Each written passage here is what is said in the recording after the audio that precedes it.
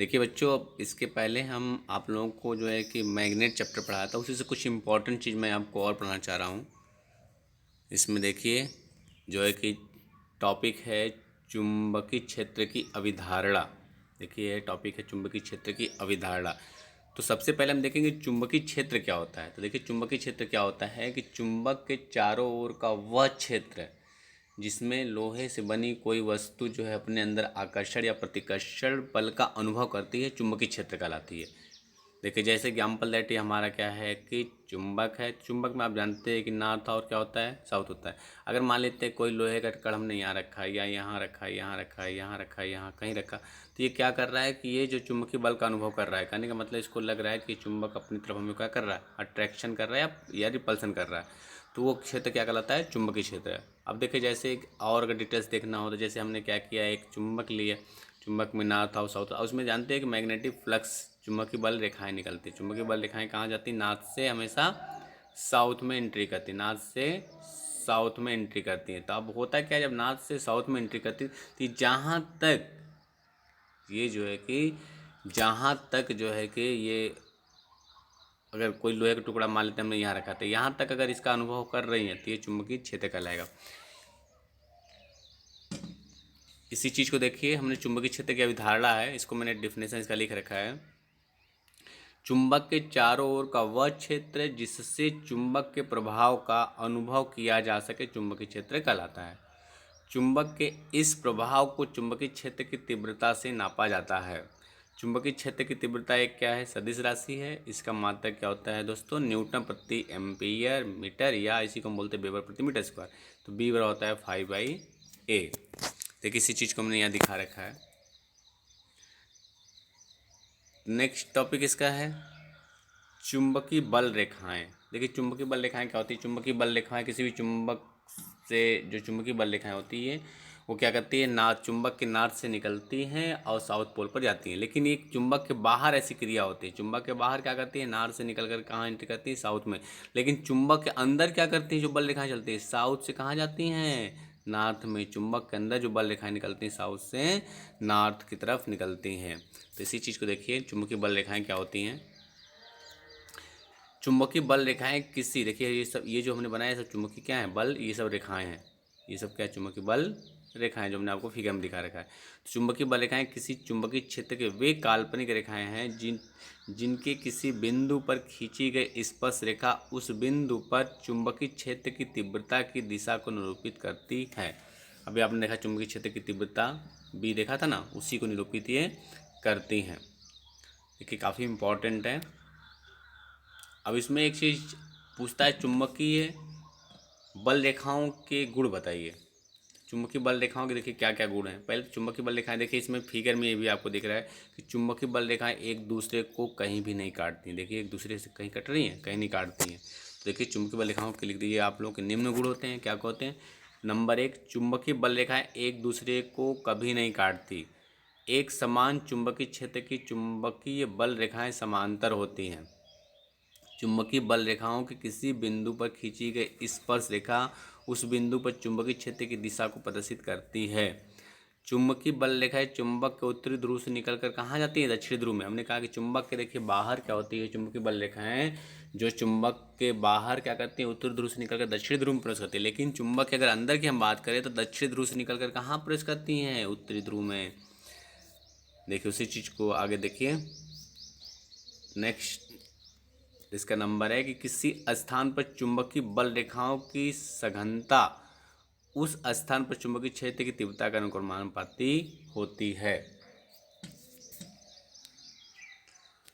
देखिए इसको आप जो है नोट्स कर लीजिए, काफ़ी इम्पोर्टेंट है ये टॉपिक। देखिए हमने लगभग फिजिक्स ख़त्म कर रखा है, ख़त्म हो गया है, फिर भी मैं इसमें से जो इम्पोर्टेंट चीज़, कुछ चीज़ों को इसमें आप लोगों को दे रहा हूँ।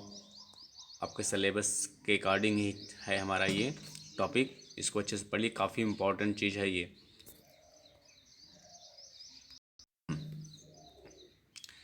देखिए एक क्वेश्चन बहुत इंपॉर्टेंट पूछता है, परमेबिलिटी, पारगम्यता तथा चुंबकशीलता, पारगम्यता इसी के हम चुंबकशीलता भी बोलते हैं, को पूछ जाता है। देखिए पारगम्यता क्या होता है, चुंबकशीलता क्या होता है, कि जैसे मान लेते हैं कि हमने क्या किया कि किसी चुंबकीय क्षेत्र में जो है कि हमने क्या किया, एक जो है कि नर्म लोहे का टुकड़ा रख दिया। तो अगर हम नर्म लोहे का जब टुकड़ा चुंबकीय क्षेत्र में रख देते हैं तो होता क्या है कि इसकी जो बल रेखाएं निकलती हैं बाहर की तरफ, तो इसका क्या होता है, बल रेखाएं, चुंबकीय बल रेखाएं निकलती हैं छड़ से, क्या निकलती हैं, बाहर की तरफ निकलती हैं। तो ये बिल्कुल जो है इस टाइप का, देखिए जैसे यह है हमारा चुंबकीय बल रेखाएं, ये नॉर्थ और साउथ चुंबक है, तो इसमें से जो बल रेखाएं निकलती हैं नॉर्थ से साउथ, ऐसे जो निकलती है इसमें से बाहर से जो निकलती, ये तो अंदर से साउथ से नॉर्थ हो जाती हैं। तो जो बल रेखाएं निकलती हैं तो इसमें क्या होती है कि बिल्कुल सघन निकलती है, एकदम घना निकलती हैं।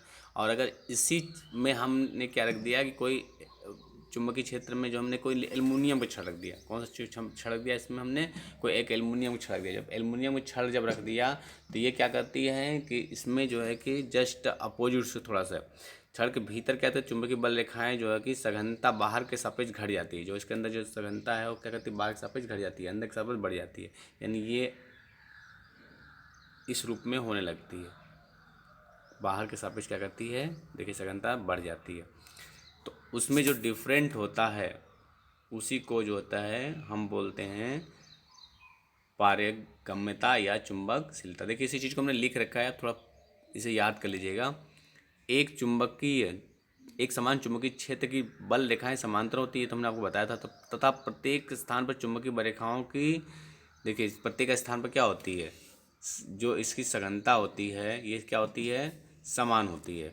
परंतु जब इस चुंबकीय क्षेत्र में नर्म लोहे की एक छड़ रखी जाती है तो छड़ के भीतर चुंबकीय बल की सघनता क्या होती है, बाहर के सापेक्ष बढ़ जाती है। इसके विपरीत जब चुंबकीय क्षेत्र में एल्युमिनियम की छड़ रखी जाती है तो छड़ के भीतर चुंबकीय बल रेखाओं की सघनता कहते हैं बाहर के सापेक्ष घट जाती है। पदार्थों के इस गुण को, जिसके कारण में चुंबकीय बल रेखाओं की सघनता घट रही है या बढ़ रही है, हम क्या बोलते हैं, चुंबकशीलता कहते हैं। ठीक है, चुंबकशीलता के देखिए हमने निर्वात के चुंबकशीलता की बात करते हैं, म्यू जीरो से प्रदर्शित करते हैं, और म्यू जीरो बराबर 4.10⁻⁻7 न्यूटन प्रति एम्पेयर स्क्वायर होता है। देखिए ये चीज़ को हमने यहाँ पर दिखा रखा है, आप इसे नोट कर लीजिए। हमने इसको थोड़ा जूम कर दिया ताकि आपको अच्छा दिखाई दे, आप इसे नोट कर लीजिए। देखिए अब हम देखेंगे धारावाही चालक द्वारा उत्पन्न चुंबकीय क्षेत्र या बायोसेवर्ट का नियम, मोस्ट इम्पॉर्टेंट, बायोसेवर्ट से ला, मोस्ट इम्पॉर्टेंट। देखिए हमने क्या क्या रखा है दोस्तों कि ये हमारा कोई धारावाही चालक है, इसमें से हमने कौन सा धारा प्रवाहित कर रहे हैं, आई धारा। किसी बिंदु पर मान लेते हैं कि यहाँ पर चुंबकीय क्षेत्र यहाँ तक है, तो इसके बीच की दूरी क्या है, आर मान लिया, ये थीटा कोण, इसमें आई धारा है, और यहाँ से यहाँ तक के बीच की जो कंडक्टर उसकी लंबाई हमने क्या मान ली, डेल्टा एल। देखिए जो हमने सिर्फ फिगर में दिखा रखा है उसी चीज़ को आप थोड़ा सा फिगर बना लीजिएगा और नोट्स कर लीजिएगा। इसको देखिए हमने दिखा रखा है। बायोसेवर्ट ने प्रयोगों द्वारा धारावाही चालक से, धारावाही चालक जिसमें धारा प्रवाहित हो रही है, से उत्पन्न चुंबकीय क्षेत्र की तीव्रता ज्ञात करने के लिए, आपने देखा चुंबकीय क्षेत्र की तीव्रता को बी से निरूपित करते हैं। एक नियम बताया जिसे बायोसेवर्ट का नियम कहते हैं। इस नियम के अनुसार किसी बिंदु पर चुंबकीय क्षेत्र की तीव्रता निम्न बातों पर निर्भर करती है। नंबर 1 क्या करती है, चुंबकीय क्षेत्र की तीव्रता चालक खंड की लंबाई के समानुपाती होती है। देखिए डेल्टा एल, यानी बी प्रोपोर्शनल डेल्टा एल, अर्थात क्या हो जाएगा, बी प्रोपोर्शनल डेल्टा एल हो जाएगा। इसी तरह से चालक में बहने वाली धारा, आपने देखा था कि चालक में जो ये धारा प्रवाहित हो रही है ना, ये आई धारा, तो इसके भी समानुपाती होते हैं, यानी कि बी प्रोपोर्शनल क्या हो जाएगा, आई।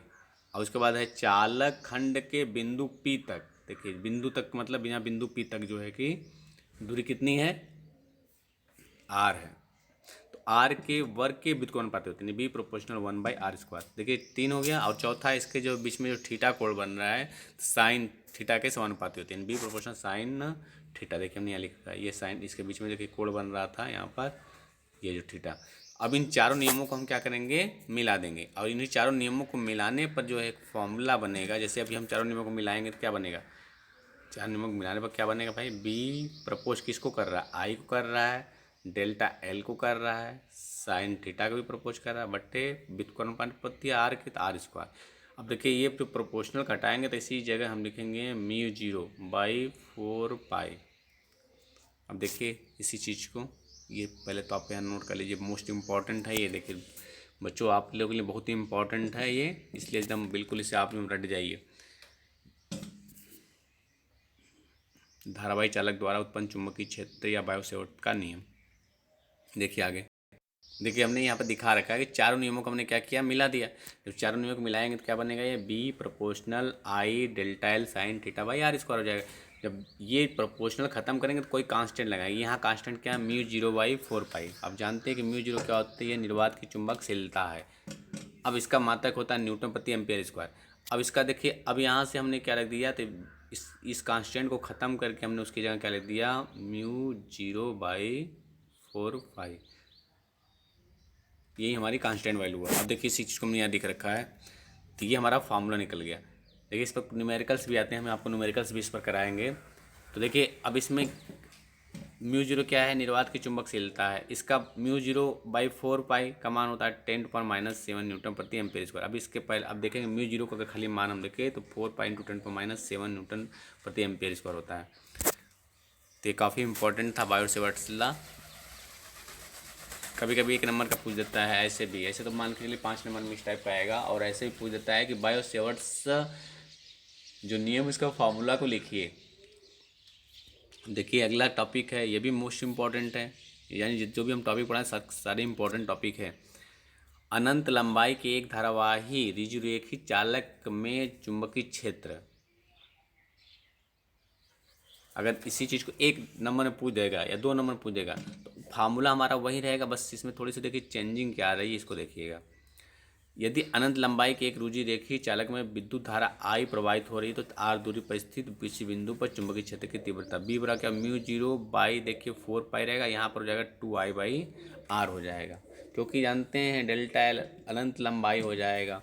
ठीक है, और उसके बाद जो है कि आप देख रहे हैं कि जो हमारा साइन थीटा था ये भी परपेंडिकुलर हो जाएगा, तो साइन 90 बन जाएगा। साइन 90 की वैल्यू कितनी होती है, 1 हो जाती है, इसलिए बच जाता हमारा इसी फार्मूले में म्यू, ये बी बराबर चुंबकीय क्षेत्र बी बराबर mu zero by four pi 2I by r. देखिए इसी चीज़ को हमने थोड़ा सा जूम करके दिखा दिया, आप अच्छे से देख लीजिए। तो ये पूछ देता है, इम्पोर्टेंट ये भी है अनंत लंबाई के लिए। देखिए अब देखिए आगे, ये फॉर्मूला इंपॉर्टेंट था दोनों। अब हम ये भी मोस्ट इम्पॉर्टेंट देखिए, नीचे वाला जो अगला टॉपिक हमने लिख रखा है ये भी इम्पोर्टेंट है। क्या है कि चुंबकीय क्षेत्र में स्थित धारावाही चालक पर लगने वाला बल पूछ जाता है। देखिए धारावाही चालक का चुंबकीय क्षेत्र उत्पन्न होता है, आपको तो पता ही है कि धारावाही चालक के कारण क्या होता है, चुंबकीय क्षेत्र उत्पन्न होता है। जब एक धारावाही चालक को एक बाह्य चुंबकीय क्षेत्र में रखा जाता है तो धारावाही चालक के चुंबकीय क्षेत्र और बाह्य चुंबकीय क्षेत्र के बीच पारस्परिक क्रिया होती है। इसके परिणाम स्वरूप चालक पर एक बल कार्य करता है। यह बल बाह्य चुंबकीय क्षेत्र के परिमाण, दिशा, चालक में प्रवाहित धारा और चालक की लंबाई पर निर्भर करता है। अब देखिए हमने यहाँ फिगर बना रखा है, अब इसे नोट इतना कर सकते हैं, पहले फिगर देख लीजिए। देखिए हमने यहाँ फिगर क्या बना रखा है कि हमारा ये क्या है, चुंबकीय क्षेत्र है। अब इसमें एक धारावाही चालक रखा गया है, ठीक है। अब इस धारावाही चालक पर लगने वाला बल क्या है, मान लेते हैं क्या है, यहाँ पर लिख दीजिएगा आप लोग, एफ लगने वाला बल क्या है, एफ। और इसके पीछे देखिए हमने कोट थीटा ही, चाहे आप यहाँ थीटा भी बना सकते हैं, यहाँ भी थीटा बना सकते हैं। और धारावाही चालक की जो लंबाई कितनी हमने देखिए यहाँ पर दिखा रखा है एल, ठीक है। हम देखिए सब चीज़ दिख रहा है। आप देख रहे हो कि ये जो है धारावाही चालक पर लगने वाला बल एफ है, और ये जो आई देख रहे हैं इसमें जो है धारावाही चालक है जिसमें धारा प्रवाहित हो रही है, और ये धारावाही चालक जो है इसकी लंबाई क्या है, डेल्टा, ये सॉरी एल हमने लिख दिया है, और ये क्या चुंबकीय क्षेत्र की है, चुंबकीय क्षेत्र इसकी दिशा है। तो देखिए, और ये पूछ देता है क्वेश्चन, इसको बहुत ही इंपॉर्टेंट है। अब हमने क्या उसी चीज़ को हमने देखा गया, यदि हमने यहाँ पर एक वायु चुंबकीय क्षेत्र बी में स्थित एल लंबाई के एक चालक में, देखिए एल लंबाई के एक चालक दिख रहा है, एल लंबाई के चालक चुंबकीय क्षेत्र बी की दिशा से थीटा कोण, देखिए सब फिगर में दिख रहा है आपको, थीटा कोण पर विद्युत धारा आई प्रवाहित हो, इसमें देखिए विद्युत धारा आई प्रवाहित हो रही है, तो उस पर कार्य करने वाला बल एफ बराबर क्या हो जाएगा, BIL साइन थीटा। देखिए इसी चीज़ को यहाँ पर फिगर थोड़ा सा आपको मैंने जूम करके दिखा दिया, बड़ा करके देख लीजिए। ये फिगर अब बना लीजिएगा। देखिए आई जो रहे धारावाही चालक है, इस पर लगने वाला बल देखिए हमने यहाँ पर एफ नहीं डिनोट किया है, ये जो तीर लगाए लगने वाला इस पर क्या है, बल है, और ये चुंबकीय क्षेत्र की दिशा है। एफ बराबर क्या हो जाएगा, BIL या IBL साइन थीटा होगा। देखिए इसको आप जो है कि नोट्स कर लीजिएगा।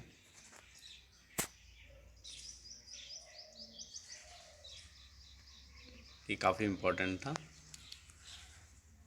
तो बच्चों आगे के जो है नेक्स्ट वीडियो हम आपको लेकर आए, जितना हम पढ़ा रहे हैं आप अच्छे से उसको रिवाइज करिए, अच्छे से उसको नोट्स बना लीजिए। उसके बाद जो है कि आप, क्योंकि देखिए परीक्षा कभी भी हो सकता है, लॉकडाउन के बाद कुछ कहा नहीं जा सकता, इसलिए आप लोग को जितना हमने आपको जो है फीस में पढ़ा उसे आप कंप्लीट कर लीजिए। और हम इम्पोर्टेंट क्वेश्चन कोशिश करते हैं कि एक हफ्ते तक आपको एकदम अच्छे से और कुछ इंपॉर्टेंट क्वेश्चन बता देते हैं, ताकि आप उससे अच्छे से एकदम रट जाइए। तब तक के लिए बच्चों धन्यवाद।